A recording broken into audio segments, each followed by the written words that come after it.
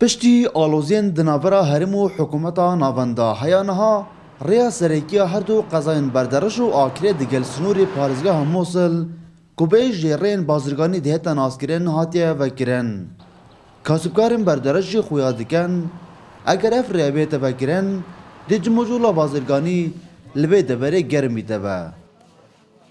قريب بتوع لوما باشتري يعني قلق باشتري التداول باشتري دبيت خلق زور ترديت اما السوشي ما بخوي لا هاي مثل لها مين يزكترا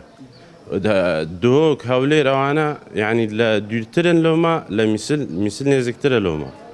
او ذا اگر او ريبو كريتو زور استفاده دبيت اگر فقط يعني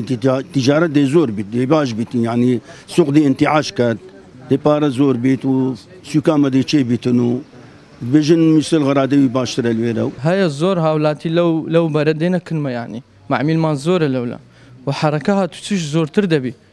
يعني كريكاري ما دست اولا ايش دكاي اولاد تيره يعني سن بتو سن لو ما باشتره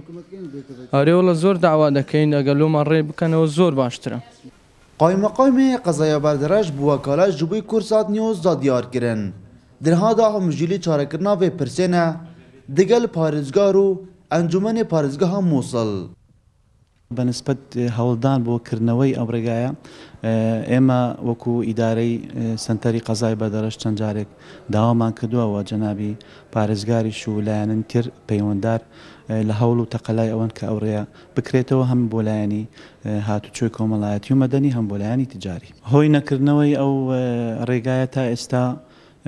لەبەر بواری سیاسیە ڕاستی هیچ پەیوەندی بە ئیدارەوە نیە بەڵام دوای دەست بەکاربوونی پارێزگای مووسڵ و ئەنجومەنی پارێزگا لەگەڵ ئەنجومەنی پارێزگای دۆک لە هەوڵدان بۆکردنەوەی هەموو ئەو ڕێگایانی کە پارێزگای دۆک بە پارێزگای مووسڵ دەبەستێتەوە. کاسبکار و وڵاتی دەخوازش حکوومەتە ناوەند و هەرێمێ دکەن ئەف ڕێ بوان بهێتە بەکردن چونکی بەریا هاتنا تیرۆریستên داعش ساڵانە بکوژمە ملیۆنان دۆلاران هاتنچونا بازرگانی دنابرا بردرش و مووسڵ دا دهاتە kirin lê niho ev rêya hatiye qutkirin. Vêre dumaheyek xala dinabera hêzên pêşmerge û hêzên Iraqî dane.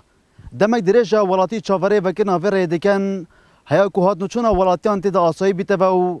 cumhurcûla bazirganê jî dest pê biketeve. Dilbirîn Gazî, Kursat News, Snûrê Mihwerê Başîk.